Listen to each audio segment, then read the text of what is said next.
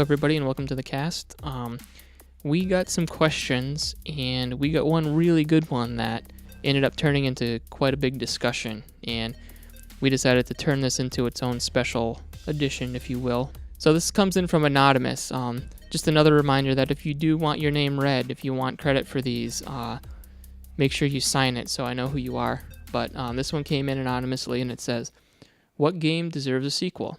What game didn't deserve a sequel? What game shouldn't have existed at all?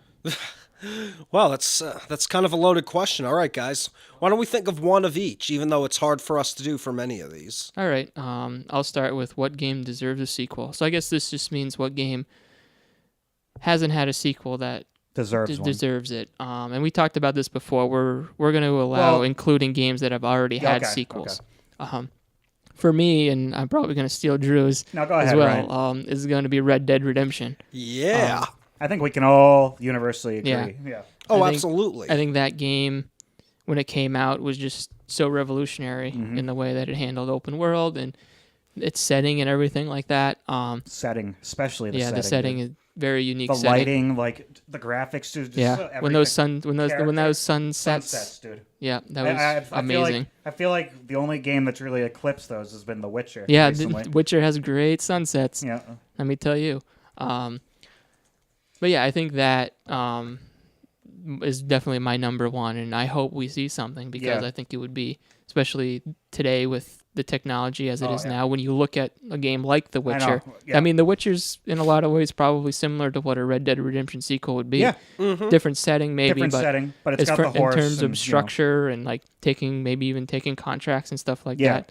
It would be similar to that. Yeah, you took contracts and stuff in Red Dead. Yeah. Or you took like wanted posters. Yeah, bounties and things like that. Yeah. I think that would be an amazing game. So everyone has like their.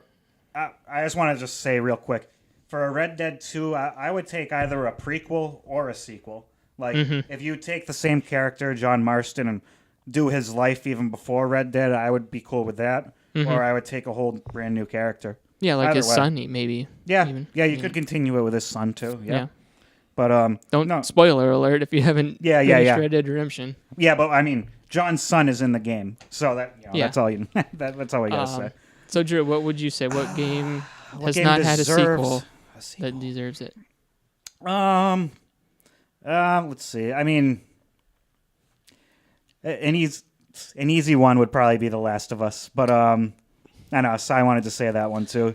But I think that definitely deserves a sequel for sure. Okay. But I had another one I was thinking of earlier, but it's not. Actually, I would love to see a Sleeping Dogs sequel. Actually, okay. I thought that was a highly underrated open world game. I thought for sure you would have said Shenmue. Oh fuck. Well, technically Shenmue has already had a sequel. Yeah, I guess so. I was going to say Shenmue 2. Shenmue 2 has already existed. Well, does that not qualify because there's already one in development? What? Shenmue 3, does it not qualify? What do you mean because it's our... Oh, well, yeah, maybe. I guess it doesn't, yeah. Because we know that Shenmue 3 is coming. Okay. Yeah, so we're talking about that hasn't been announced. Yeah, I guess we'll keep it to that. But... yeah, so I think, definitely The Last of Us, definitely Sleeping Dogs. There's a few in there that I would definitely throw up, but yeah, since I'll go with Sleeping Dogs, yeah. Okay. For sure. No, why? Why would you think why? that would do it? Well, dude, it's just one of those games that kind of off the radar that actually didn't come out, or that almost didn't make it out of development hell. Oh, okay. Activision dropped it. Like it was going to be a new true crime game in the true crime series. It was going to be called True Crime Hong Kong. Oh, okay. And for whatever reason, something happened where Activision was like, "Yeah, we don't want this anymore." So Square Enix, Guitar Hero, came around. So Square Enix ended up picking up the property, renaming it because the game was basically almost done when they dropped it. So they just refined a few things, and no, it's like an awesome open world sandbox set in Hong Kong, which you don't really see much of. You're driving in Hong Kong. You're on the left side of the road, driving. You got like arcade, so the driving's fun. It's got like Batman Arkham style combat. And it's got some mechanics in it that even games like GTA just hasn't even mastered yet. Like shooting a gun out of a car hasn't been done better in any other game. Yeah, that's always been a pain in the ass. And like things like Action Hijack, you can jump out of one car onto the roof of another and then kick the driver out. Okay. It's kind of like a Hong Kong action flick. They do that. They allow you to do that in Assassin's Creed Syndicate. Oh, yeah? Yeah, you can jump from carriage to carriage. Yeah, that's cool. Yeah, so kind of something like that. Well, the main character in that one, Wei Shen, he kind of has a parkour element to him. Not as in-depth as Assassin's Creed, but... Yeah. So, no, it's one of those games that I personally love. It's one of my favorite open-world games, actually. Okay. So cool. So what about you, Sai? What do you have on your list for games that deserve a sequel? Well, after Drew talked, it took everything I had not to punch him in the crouch just right now. On the crouch. In the crouch, huh? Yeah, because it was the game I was about to announce, The Last of Us. Well, come up with something original then, bro. That is what I was going to Well, no, let's talk about The Last of Us. Drew didn't. Yeah, I didn't talk about it. That is true. The Last of Us is the game. Was the game of the year a few years ago, and was one of the games that got me into the PlayStation universe.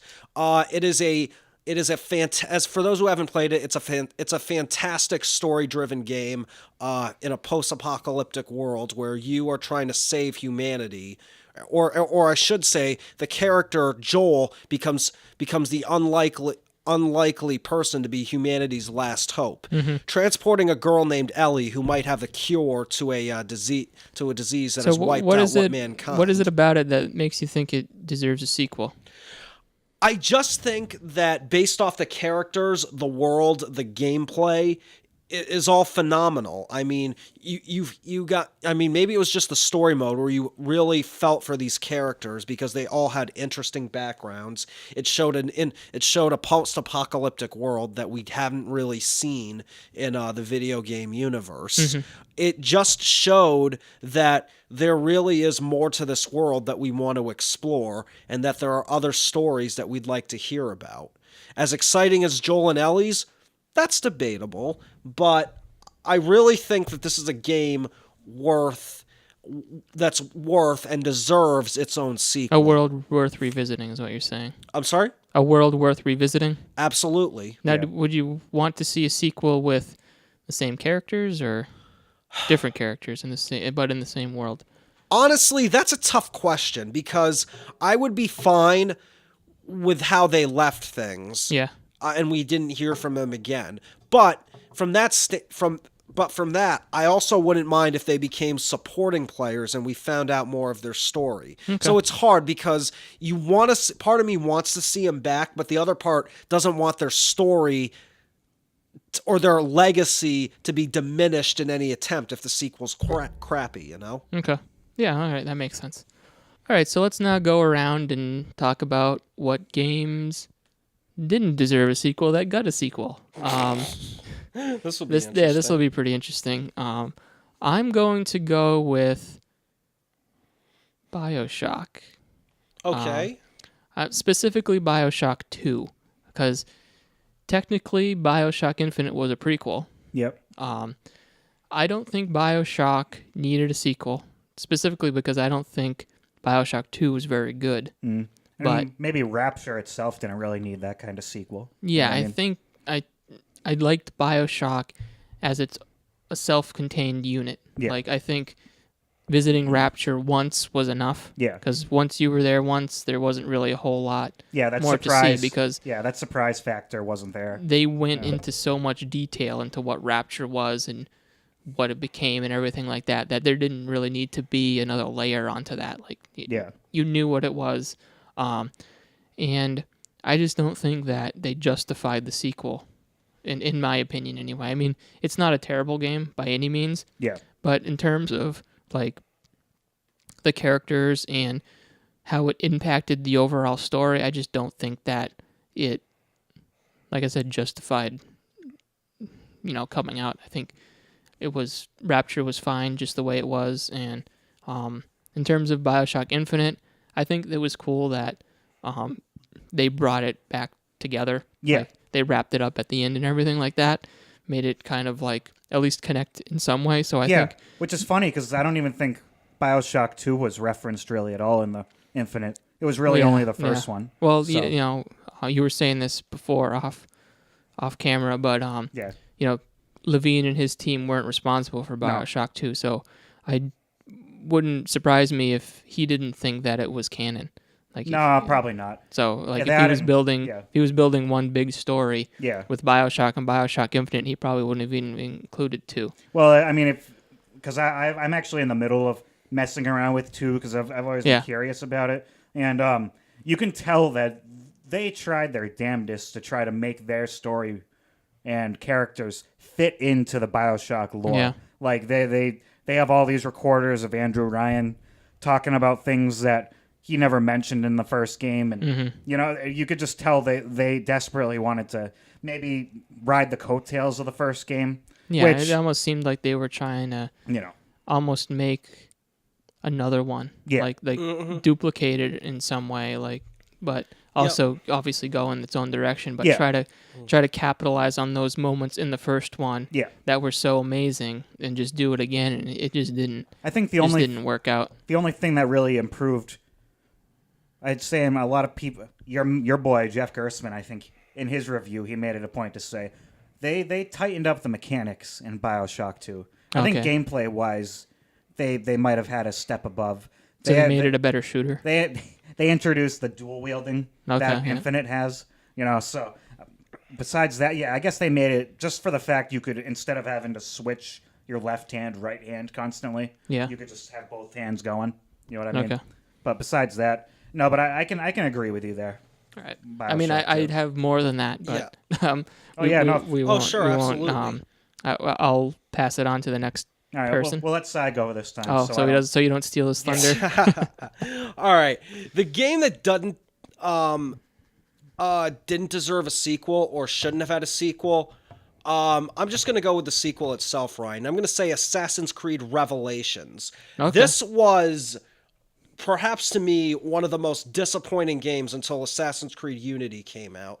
And the reason I consider this a bigger disappointment is because they watered down the story of, not only did they water down the story of Ezio with this, but they completely ruined Altair's story as well. Because when No, I seriously don't think Altair got the ending that he deserved, or they got the sequel Altair deserved. Because, I mean, again, where Altair left off in the first Assassin's Creed, which I loved, he just finished fighting off his mentor and became essentially the ruler of Assassin's Creed. And now we're coming...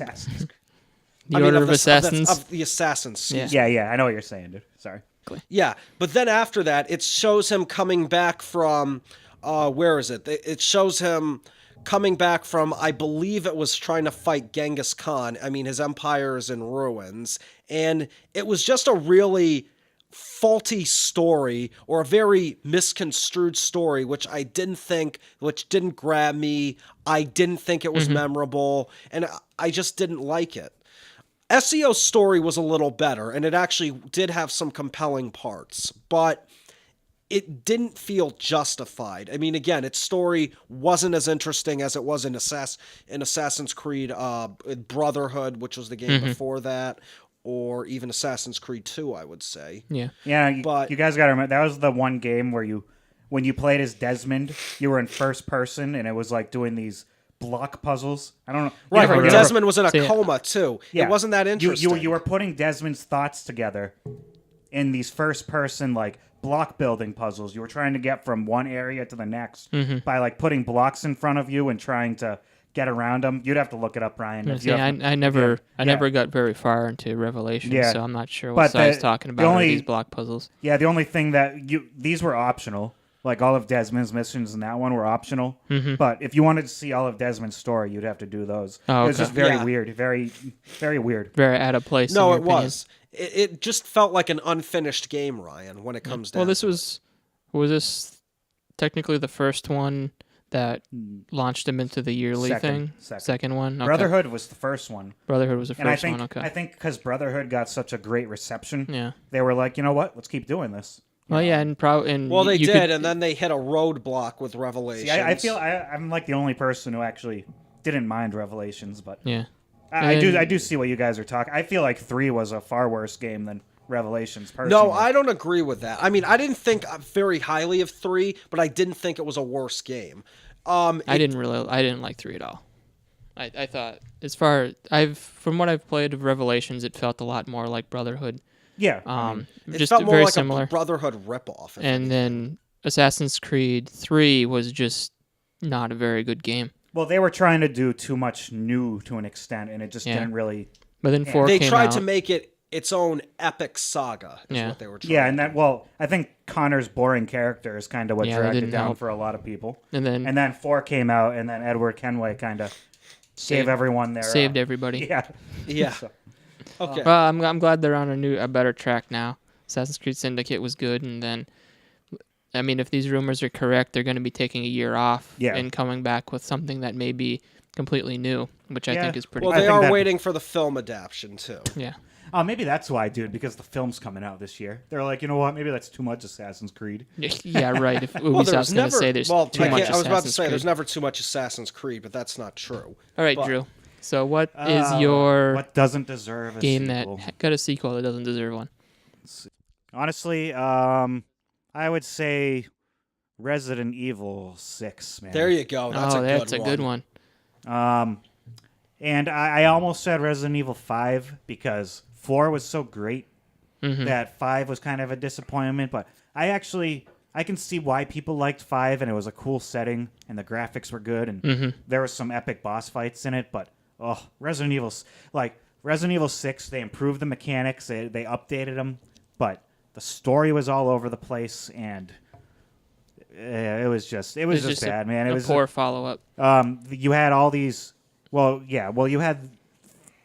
Well, the whole thing when they started doing the whole co-op thing, it just didn't really make sense. In Resident Evil. In a Resident Evil, and that's where 5 started it, but at least it was just 2 people the whole time. In Resident Evil 6, you had 3 pairs of 2 in like 3 separate campaigns, and then you had a 4th one that you ended up unlocking.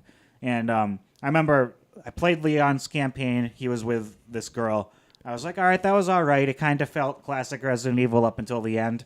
But then once you got into Chris Redfield and his partner, it was legit like a Gears of War clone with, just zombies. But they weren't even really zombies because they were zombies carrying around guns shooting you and stuff. It was a lot like what Resident Evil 5 was. Yeah. Well, Resident Evil 5 got there. But at least they committed to it. Yeah, I don't know.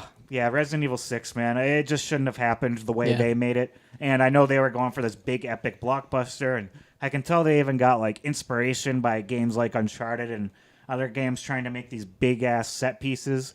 But instead of actually playing the set pieces, it'd all be like these quick time events you had to press. Oh, okay. So it just wouldn't even. There was a lot of QTEs and.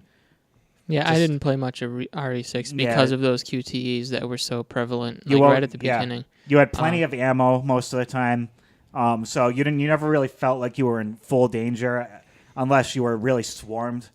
And the story. Like I said, I try not to hold a game fully on the story.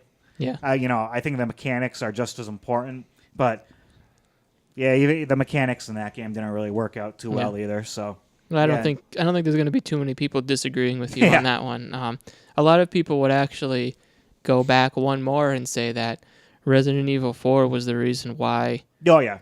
Resident Evil 5 and 6 weren't good is because of how popular that was. Yeah, but still 4 maintained that.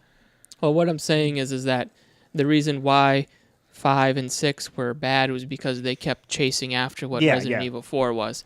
And diehard Resident Evil fans will say that Resident Evil 4 was such a departure from I know. Resident Evil that it was like, if this game hadn't existed, we'd still have regular Resident Evils and they wouldn't suck. But that's I don't agree with that. I think Resident Evil 4 is an amazing game. Yeah.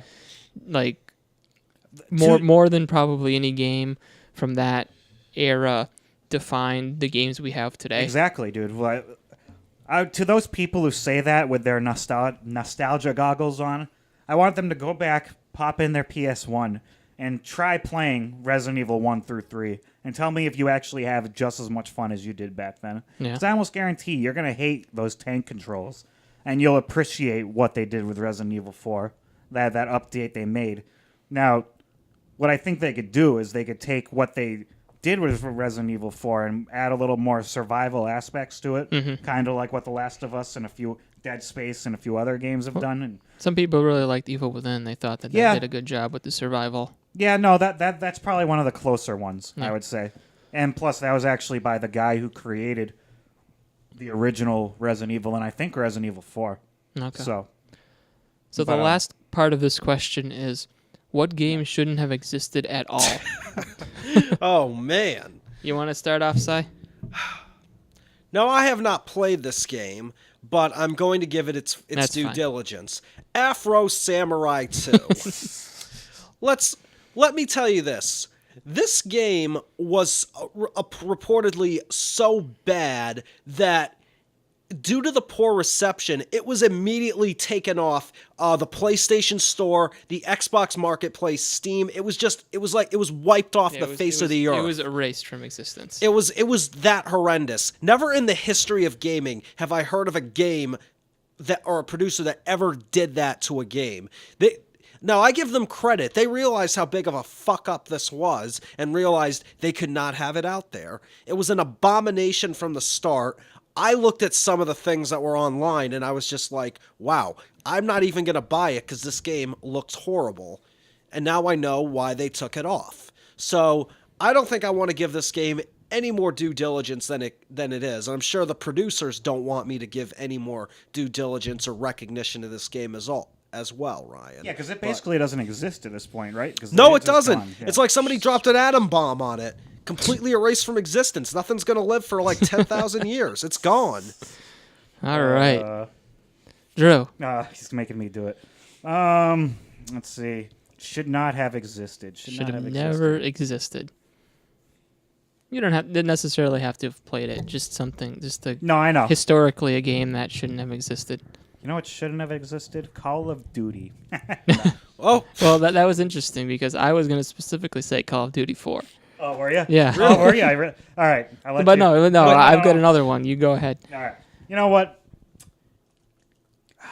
I see the benefits, and I understand people's love and obsession with Call of Duty, but it's like Call of Duty 4 also, kind of like what we were saying with Resident Evil 4. It just started this trend of all these developers deciding like, oh, we got to make these short-ass campaigns that are, like a blockbuster movie and just spit them out and try to put, halfway decent competitive multiplayer in. And that just seems to be the route that so many developers do these days. And, it just leaves a bad taste in my mouth, like the aftermath of it. And I'm sure... Because I personally have never played this one. I actually haven't really played any of the Call of Duties. I've played some Battlefields. I've played like almost everything else, but I've always managed to stay away from the Call of Duties, and there's kind of a reason for that. Well, and it for me in a lot of ways it symbolized this, like season pass DLC. Yeah, that too. Yeah. Charging X amount for maps and everything like that. It perpetuated it in a lot of ways.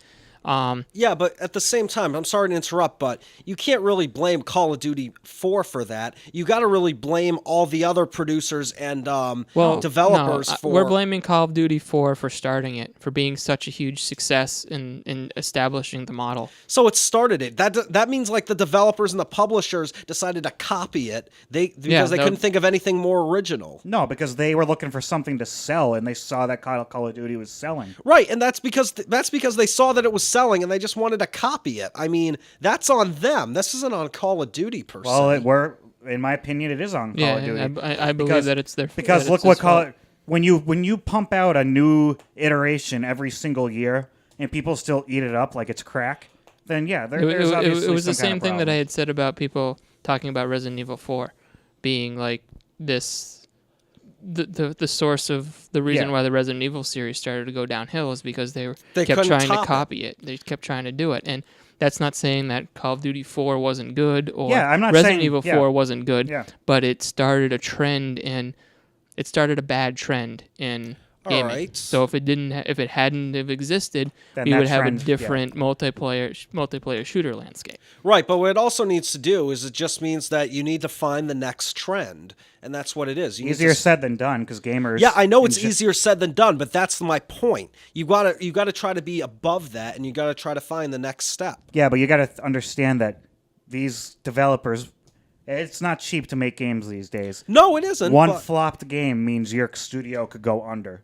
So they're afraid to try new ideas these days because of that reason. Yeah, and they know that if they go for that, they're going to be successful. So I mean, it's the same thing. I mean, you could have said that with like Assassin's Creed and them trying to chase after that. Like you could say Chase that the high. Yeah. Assassin's Creed 2 or Brotherhood being the first yearly release shouldn't have happened because of that, because it put them on that trajectory to where we are now, where it's just wow, there's way too many of these and they're not all that great. And even for Resident Evil, like, well, I mean, I guess there have been spin-offs that have come out, but there's only been 2 other mainline games since 4.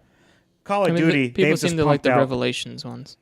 Yeah, they seem do. to be pretty good. Yeah, well, they kind of, from what I've seen, the last one kind of returned that more to its roots a little bit. Yeah. But So but Call of Duty, they keep putting one out every year. It keeps selling, and to me, it's sickening personally that Sony, Microsoft, whatever, they'll throw whatever money they can to get that marketing deal because they know, or in their minds, it's going to make that big of a difference for their company. Well, hey, they're businessmen. I mean, what do you expect? They want to sell a product and they want to get rich off it. Yeah. That's capitalism for you. Well, that's why I blame Call of Duty 4. All right. So mine would be another Activision joint, Tony Hawk's Pro Skater 5.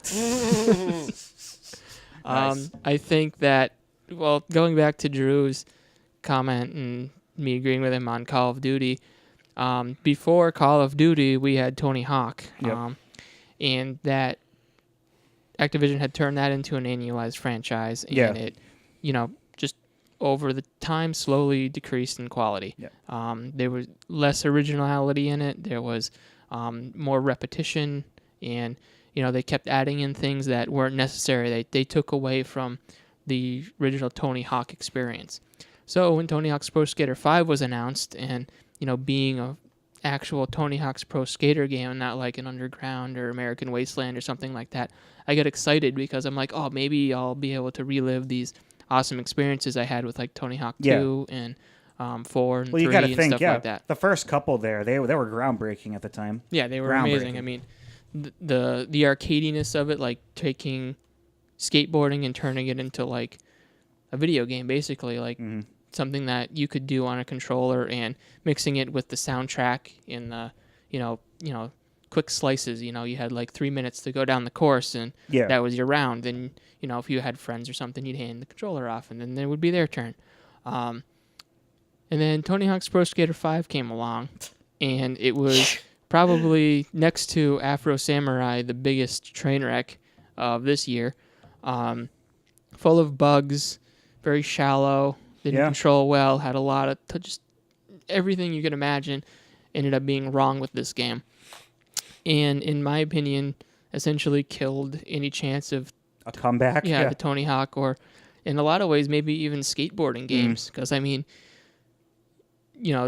there was like the Skate series that had a couple of games, but that was like the only other semi-popular one. And they could come out with another Skate, and even if it's good, who knows if it's going to be if people are going to buy it, because they're going to be so tainted on. It's been a long time since a game like a skateboarding game had come out. Yeah, that's the thing. And I then think this comes out and it's crap, and it's like, well, who's going to buy another skateboarding game? Because even if it does have a different name on it, I just think that you leave a bad taste in people's mouths like that. It's just it's and hard to come back. Those games, like I said, those old games are so good, and I still think that if you go back and say like even remaster Tony Hawk's Pro Skater 3, that's all I gotta think people would love it, because that kind of gameplay I think still holds up. Yeah, like probably. I went in light of Tony Hawk's Pro Skater 5, I went back and played some of those old games, and I still had a fun time. Yeah, like these games, they still play well. Their concepts are still solid. They always had awesome music too. Yeah, The soundtracks were like, Green Day and Motorhead and everything like that. I remember those licensed tracks. It was some of my taste in music came from playing those games back then. Yeah. Ah. So that would be the game that I wish would never have been made. I mean, I could probably keep going on here. Oh, but, yeah. Oh, absolutely. I think we're going to wrap this segment up. And why don't you let us know what you think, what game you think should have a sequel, what game you think shouldn't have had a sequel, and what game you think you just plain shouldn't have existed. Let us know, and, we'll probably be inclined to agree, because there's a lot of games out there that fit these categories. Yeah, and Yeah. just to let people know, it does not have to be a game that actually was really bad. Like, I picked a game that's really popular, just... It can be any, because, like, it doesn't have to be a game that really was a flop. It could be something that you just personally think just shouldn't exist. Yeah, something you didn't have a good time with, or you could see as, like, poisoning the well, so to speak. Yeah. All right, well, that's going to wrap up this segment, so I'll see you guys later. Have a good one, people.